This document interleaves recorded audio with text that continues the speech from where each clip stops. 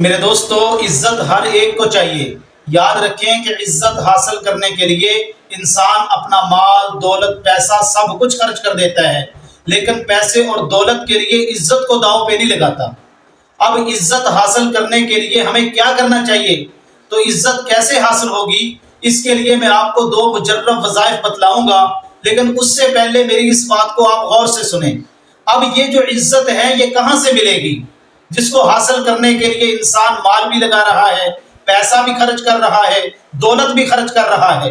اب ہر بندہ اپنی سوچ کے مطابق اس عزت کو حاصل کرنے کے لیے کسی نہ کسی شعبے میں لگا ہوا ہے۔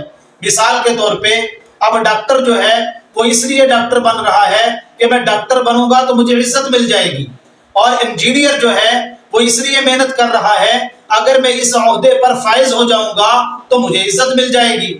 اب سیاستدان کی نظر میں یہ ہے اگر میں سیاست کی کرسی پہ بیٹھ جاؤں گا تو مجھے عزت مل جائے گی۔ میرے دوستو یاد رکھیں، یہ عزت نہیں ہے، یہ دنیا کی جو عزت ہے یہ حقیقی عزت نہیں ہے۔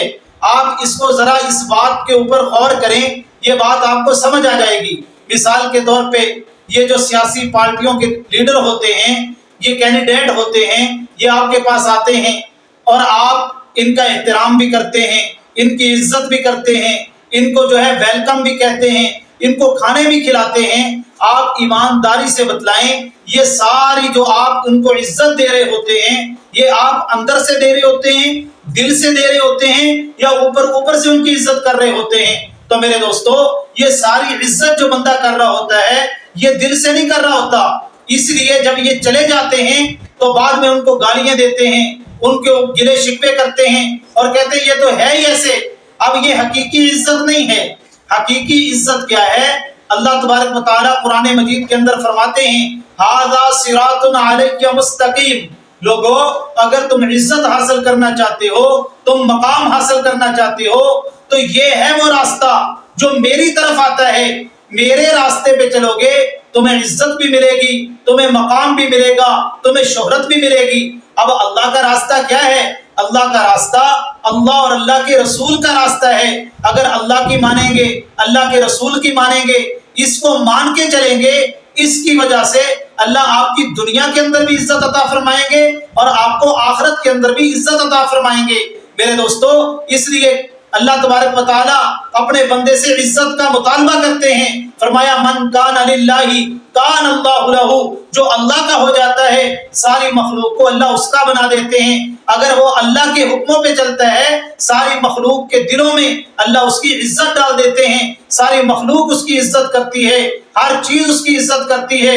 اس لیے میرے دوستو اگر آپ یہ چاہتے ہیں ہمیں عزت ملے تو پھر اگر کوئی تاجر ہے تو وہ تجارت کو اس طریقے سے کرے جس طریقے سے تجارت کرنے کا اللہ کے نبی نے بتلایا ہے۔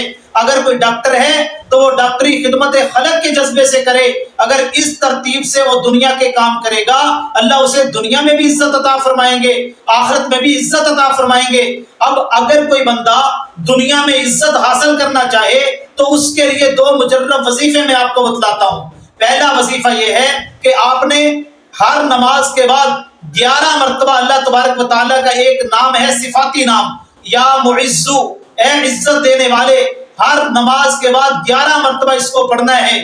دوسرا وظیفہ یہ ہے کہ آپ نے صبح و شام ایک تسبیح، آپ نے درود پاک کی، تیسرے کلمے کی، استغفار کی کرنی ہے۔